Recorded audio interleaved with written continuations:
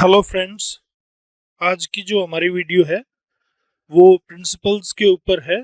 वही जो हमारा दो पार्ट आ चुके हैं जिसके, तो ये प्रिंसिपल ऑफ हैबिट फॉर्मेशन, ये हमने लास्ट में यहाँ पर वीडियो को छोड़ा था। Principal of habit formation. चलिए यहाँ से समझते हैं कि प्रिंसिपल ऑफ हैबिट फॉर्मेशन में क्या है क्या नहीं है। देखिए क्या है कि हैबिट जो है, मान लीजिए जैसे साइकिल चलाना है। पहले बच्चा साइकिल चलाना सीखता है, फिर धीरे धीरे जब वो ज्यादा प्रैक्टिस करता है तो एक हैबिट बन जाती है उसकी, उस चीज की, साइकिल को चलाते हुए एक ऐसी हैबिट बन जाती है। मतलब ये नहीं कि साइकिल चलाना एक हैबिट बन जाती है, नहीं। हैबिट क्या बन जाती है, मान लो सडनली उसके आगे कोई आ गया तो वो ऑटोमेटिकली जो है ब्रेक अप्लाई कर देगा। ठीक है, उसको जिस साइड मुड़ना है वो उस साइड का बैलेंस बना लेगा। या उसको सडनली कहीं इस तरह से रोकना है तो वो उसी हिसाब से अंदाजा लगा लेगा कि वहां तक जो है ना साइकिल रुक जाएगी। तो ये सब चीजें एक हैबिट बन जाती हैं। मतलब ऐसा नहीं है कि वो जब साइकिल चला रहा होता है तो उसका ध्यान पेडल्स पे होता है कि भाई अभी साइकिल, मतलब पेडल नहीं मारूंगा तो बंद हो जाएगी। या जैसे कोई सामने आ गया या उसको रोकना है तो पेडल जो है वो मुझे अभी छोड़ने हैं और ब्रेक अप्लाई करने हैं। मतलब एक एक चीज पे इस तरह से ध्यान नहीं देता कि कॉन्शियस होके उस चीज पे ध्यान दे ना। कॉन्शियस होके उस चीज पे ध्यान नहीं देता है वो। एक तरह से सडन जो माइंड है वो ऑटोमेटिकली काम करता है उसका। तो ये चीज हैबिट फॉर्मेशन के अंदर आती है। ठीक है, जैसे लैंग्वेज ही है। जैसे मान लो उसको कुछ बोलना है तो तुरंत वो अपनी मदर टंग में जवाब दे देता है। तो वो क्या है, उसकी हैबिट बन चुकी है। ठीक है, तो यही बात यहाँ पर है कि हैबिट फॉर्मेशन जो है उसके अंदर क्या क्या आता है और किस तरह से ये प्रिंसिपल काम करता है, ये इसके बारे में है। चलिए डिस्कस करते हैं। अकॉर्डिंग टू प्लैमर, प्लैमर के अनुसार language learning is essentially a habit forming process. Essential तौर से अगर देखा जाए तो लैंग्वेज लर्निंग क्या है, वो एक हैबिट फॉर्मेशन है। उसमें हैबिट बननी चाहिए। ठीक है, ऐसा प्रोसेस है। A process during which we acquire new habits. एक ऐसा प्रोसेस जिसमें हम नई नई हैबिट्स को एक्वायर करते हैं, उनको अपने अंदर लेते हैं, ग्रहण करते हैं। ठीक है, language should be learned to the point that little or no effort is required to speak it।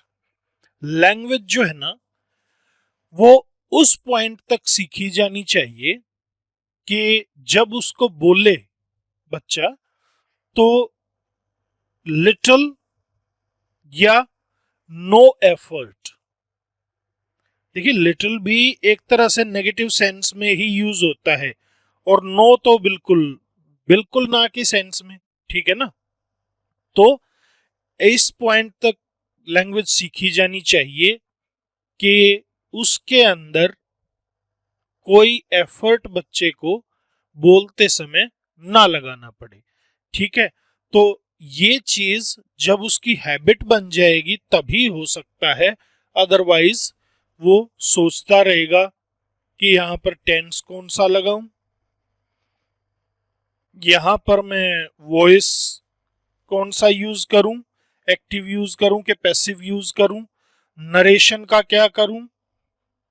ठीक है ना, ये सब चीजें या छोटी छोटी चीजें जैसे प्रेपोजिशन, कंजंक्शन, यहाँ क्या आएगा क्या नहीं आएगा, ये ऑब्जेक्ट पहले आएगा बाद में आएगा, क्या होगा, ये सब चीजें उसको सीखने की जरूरत नहीं होनी चाहिए।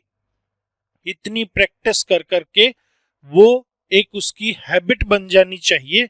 तो ये आता है हैबिट फॉर्मेशन में, प्रिंसिपल ऑफ हैबिट फॉर्मेशन। ठीक है, चलिए आगे बात करते हैं। The teacher of English should try to form the following habits in the students. कुछ हैबिट्स जो हैं टीचर को कोशिश करनी चाहिए, इंग्लिश के टीचर को, कि कुछ ऐसी हैबिट्स जो बच्चों के अंदर वो फॉर्म कर पाएं। और वो हैबिट्स कितनी हैं, यहाँ पर हमने डिस्कस की हैं 11 हैबिट्स, 11 हैबिट्स हैं। तो वो कौन सी 11 हैबिट्स हैं, चलिए वन बाय वन देखते हैं। हैबिट ऑफ लिसनिंग, सबसे पहले कौन सी है, habit of listening. Try to identify distinction between the sounds, मतलब उसकी सुनने की ऐसी हैबिट हो जानी चाहिए कि वो डिस्टिंक्शन कर सके, एक मतलब अलग अलग कर सके साउंड्स को। ठीक है, साउंड्स के बीच में क्लियर डिस्टिंक्शन वो कर सके, ये सबसे पहली हैबिट, हैबिट ऑफ लिसनिंग की। दूसरी है habit of speaking with proper intonation and accent. Intonation proper हो, उतार चढ़ाव प्रॉपर हो, एक्सेंट प्रॉपर हो।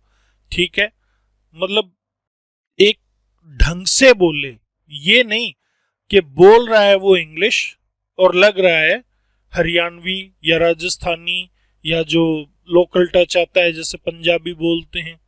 ठीक है ना, जैसे हमारे यहाँ और के हाल है भाई, ये हरियाणवी में बोला जाता है।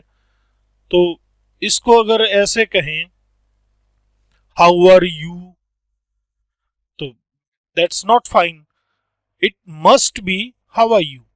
ओके, तो ये जो है एक प्रॉपर स्पोकन जो होनी चाहिए स्पीकिंग की हैबिट, ये भी डेवलप करवानी चाहिए टीचर को। तीसरे नंबर पे आती है habit of reading allowed with exact articulation. Exact articulation मतलब ठीक ढंग से सांस लेते हुए और ठीक तरह से वो एक सही मतलब जगह पे सांस छोड़े, सही जगह पे सांस ले, ज्यादा कम इस तरह से, और थोड़ा तेज बोल ले, तेज बोल बोल के वो पढ़े। एग्जैक्ट एक तरह से आप आर्टिकुलेशन को कह सकते हो कि साउंड्स वगैरह जो हैं वो एग्जैक्ट आने चाहिए, ये नहीं लाइक दैट, नो, ढंग से। ठीक है, फोर्थ जो हैबिट है हैबिट ऑफ राइटिंग। हाँ, इसमें क्या है कि ये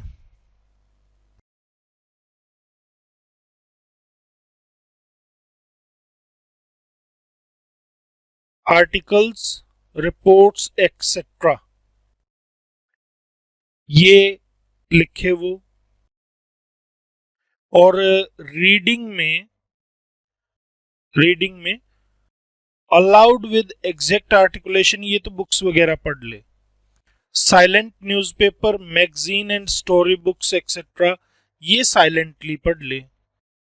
ये चीजें दोनों होनी चाहिए इसमें, मतलब साइलेंट भी और अलाउड भी, ये ध्यान रखना।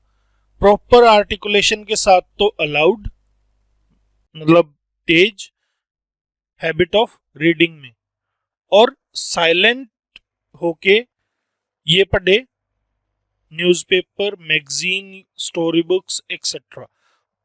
यहाँ पर मतलब मेन चीज क्या है कि साउंड जो है वो प्रॉपर आनी चाहिए या बिल्कुल नहीं आनी चाहिए।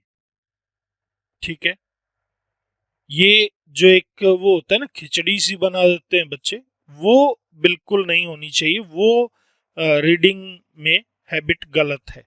ठीक है, ये ध्यान रखना। चलिए नेक्स्ट है habit of writing articles, reports etcetera. Article लिख ले, रिपोर्ट लिख ले, यानी ये नहीं कि हैबिट ऑफ राइटिंग में आ गया भाई क्वेश्चन आंसर लिख ले, नहीं, क्वेश्चन आंसर लिखना कोई हैबिट ऑफ राइटिंग नहीं है। हैबिट ऑफ राइटिंग का अर्थ है बच्चे के जो विचार हैं वो अंदर से आए, उनको वो प्रॉपर सेंटेंसेस और वर्ड्स में एक्सप्रेस कर पाए और उनको लिख पाए। ठीक है, जैसे कोई आर्टिकल लिख दिया किसी चीज के ऊपर, रिपोर्ट लिख दी, कोई इवेंट हुआ था उसके ऊपर, या कोई स्टोरी ही लिख दी, कोई स्टोरी लिख दी, कोई ऐसे लिख दिया, लाइक दैट। ये नहीं कि रटा और उसको लिख दिया। वो रिटन प्रैक्टिस एक अलग होती है, हैंड राइटिंग प्रैक्टिस होती है। वो जो राइटिंग होती है लैंग्वेज में, वो स्टूडेंट के अपने विचार होने चाहिए और उन्हीं को अच्छे ढंग से एक्सप्रेस करना, ये हैबिट होनी चाहिए। फिफ्थ जो हैबिट है, हैबिट ऑफ इमिटेशन। ये चारों तो लैंग्वेज के जो है मेन पॉइंट्स हैं ही, ये चारों। ठीक है, listening, speaking, reading, writing. Listening, speaking, reading, writing, चार तो हैबिट ये डेवलप हो जानी चाहिए, चार हैबिट। ठीक है, रीडिंग की, रीडिंग से स्टार्ट नहीं करेंगे, लिसनिंग की, स्पीकिंग की, रीडिंग की और राइटिंग की, चार तो ये LSRW वाली। और पांचवी है हैबिट ऑफ इमिटेशन, यानी दूसरों को देख के वो बोलना सीखे, दूसरे किस तरह से बोल रहे हैं, ठीक है, उनकी एक तरह से वो कॉपी कर पाए, क्या चीजें, उनका बोलने का तरीका, ये सब वो कॉपी कर पाए, हैबिट ऑफ इमिटेशन, इमिटेट कर पाए। फिर है हैबिट ऑफ रिपीटिंग, चीजों को बार बार दोहराए, रिपीट करे। सेवंथ है हैबिट ऑफ करेक्ट प्रोनाउंसिएशन, सही प्रोनाउंसिएशन की हैबिट होनी चाहिए। ये नहीं कि प्रोनाउंसिएशन उसकी गलत हो, ये गलत हो जाएगा। एट्थ है habit of consulting good dictionary, बच्चों में ये हमेशा एक आदत डेवलप करनी चाहिए टीचर को कि वो एक गुड डिक्शनरी, अच्छी डिक्शनरी को कंसल्ट करें। ठीक है, नाइन्थ हैबिट है habit of going to library. Tenth है habit of using words in their proper context. ठीक है, प्रॉपर कंटेक्स्ट में वर्ड्स को यूज करें। जैसे एक वर्ड होता है ड्रिंक, ड्रिंक, ठीक है, वर्ब है, और टेक वर्ब है। अब ड्रिंक जो है वो आमतौर पे वाइन वगैरह के लिए यूज होता है, वाइन हो गया या और इस तरह की चीजें, ड्रिंक जैसे। और टेक जो है वो वाटर हो गया, उसके लिए टेक अच्छा लगता है। तो एक प्रॉपर कंटेक्स्ट में प्रॉपर वर्ड बच्चे को यूज करना चाहिए। ये नहीं कि ड्रिंक को यूज कर रहा है किसके साथ, वाइन के साथ, और टेक को यूज कर रहा है टेक को तो यूज कर रहा है वाइन के साथ और ड्रिंक को यूज कर रहा है वाटर के साथ, ऐसा नहीं होना चाहिए। तो 11th जो हैबिट है habit of using correct grammar, grammar भी उसको सही सही यूज करनी आनी चाहिए।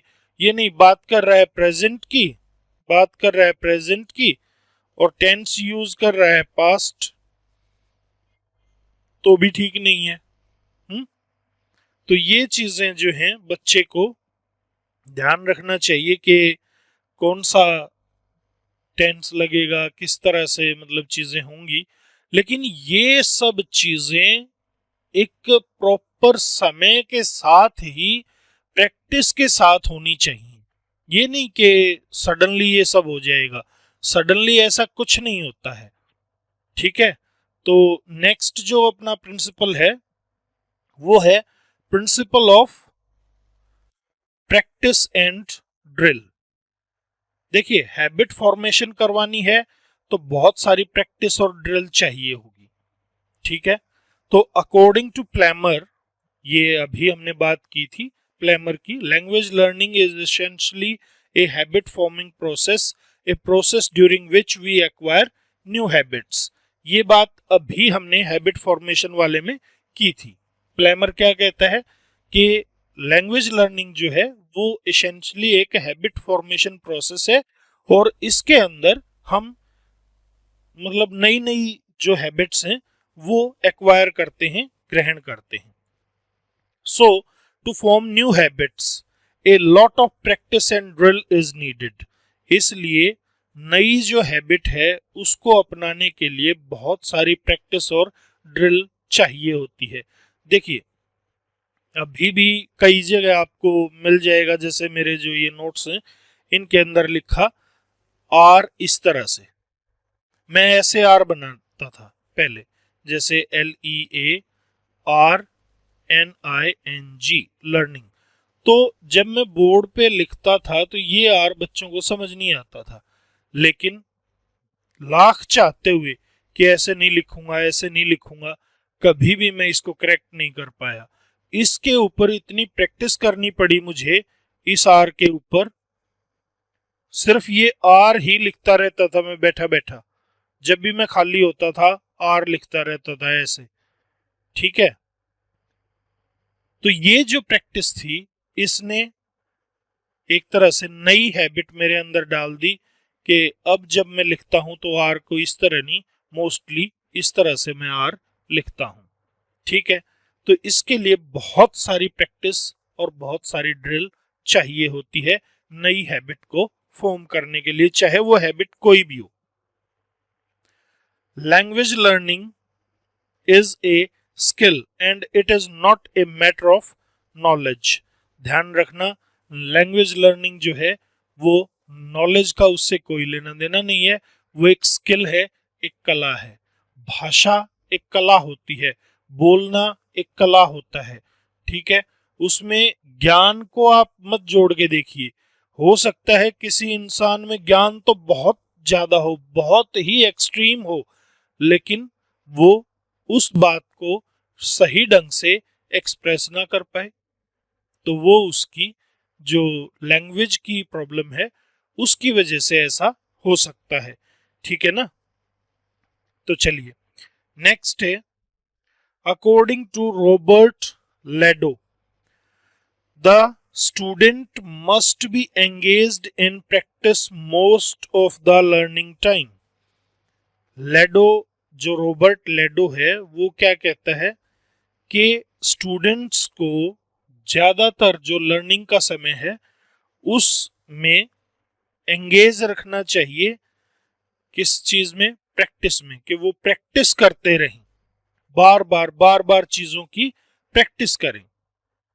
This principle has a psychological justification. एक साइकोलॉजिकल जस्टिफिकेशन भी है इस प्रिंसिपल का। किसका? प्रैक्टिस एंड ड्रिल वाले प्रिंसिपल का, principle of practice and drill. ठीक है, प्रैक्टिस एंड ड्रिल वाला जो प्रिंसिपल है इसका एक साइकोलॉजिकल जस्टिफिकेशन है। वो क्या है वो देखिए, इसमें कहता क्या है, मैं आपको पहले समझा देता हूं, बाद में इसको पढ़ लेंगे। कि देखिए, मान लो एक क्लास में बहुत सारे बच्चों को टीचर पढ़ाता है, 30-40 बच्चों को टीचर पढ़ाता है।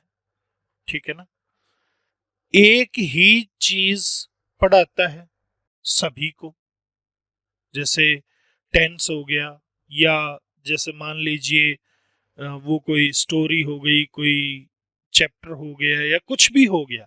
ठीक है, टीचर एक ही है, पढ़ाने वाला एक है, पढ़ने वाले बहुत सारे हैं और पढ़ा एक ही चीज है उन्होंने। ठीक है, तो यहां पर होता क्या है कि कोई कोई बच्चा तो उसमें बहुत ही अच्छा परफॉर्म करता है और कोई कोई अच्छा परफॉर्म नहीं कर पाता।